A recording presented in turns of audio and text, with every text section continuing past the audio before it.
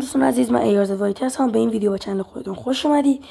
در این ویدیو که میخوام گزونه XM4 میتیک رو بررسی کنیم و 3 تا از مهمترین اخبارهای سیزن 2 کالاف میخوام بهتون بگم.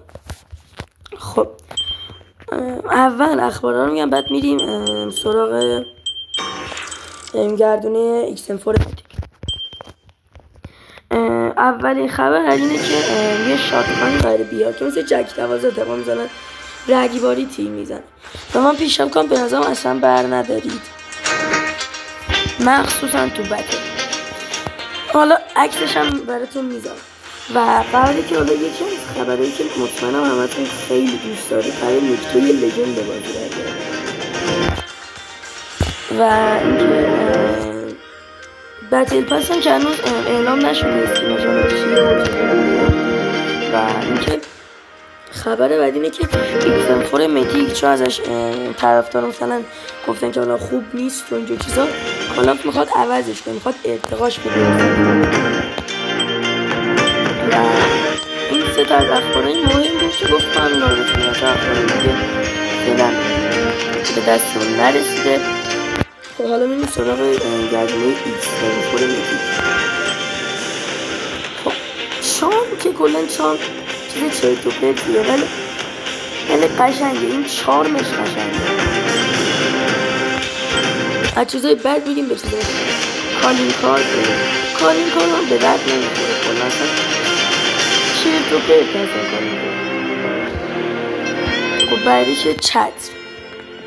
چترش هم چرت و پرته. بین چتری که گردونه های دیگه دارن واقعا به پیشونات هیچ. خب حالا میریم سراغ ماشینش هم قشنگه ولی اونجوری مثلا نیست آدم خیلی باش حال کنه وسط مچ. بعدی دیاره چشه که واقعا تو گردونه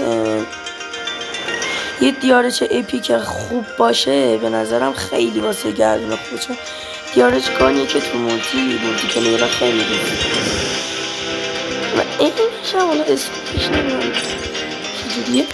حالا بعدی این نایف اصلا نمیدونم چه نایفیه ولی هرچی من کاتانا نیست. اینو فکر مثلا مثل نایف سارمتی که مثلا اگه بگید اصلا خیلی خوبه و اینکه و حالا میریم سراغ اسکینش گونده است، به درد نمیخوره.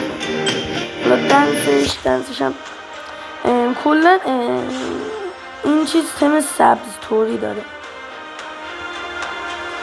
و حالا سراغ خودم یه لحظه با معذرت میخوام. خب این سراغ انیمیشن و حاجی بریم واقعا XM4 گانه خوبیه، نمیدونم چرا نظرهای بد دادن.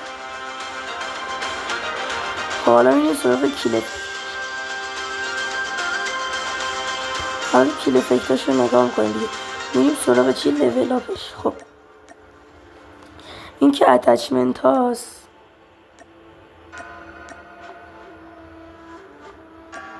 این که اون خشابشه، مثل خشاب چجور بگم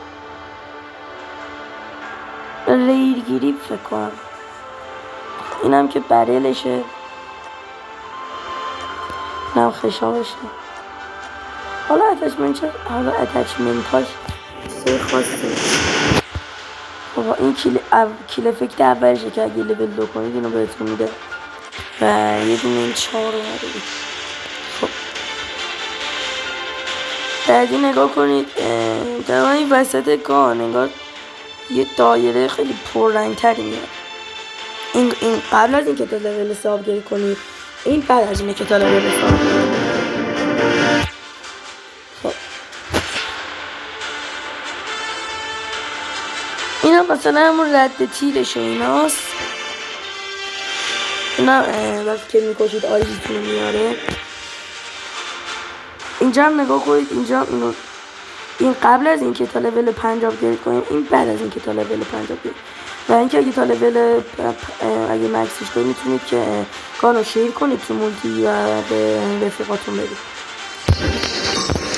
این هم از گزونه XM4 میتیک. به نظرم که XM4 رو نزنید چون که اکتیویژن میخواد ارتقاش بده.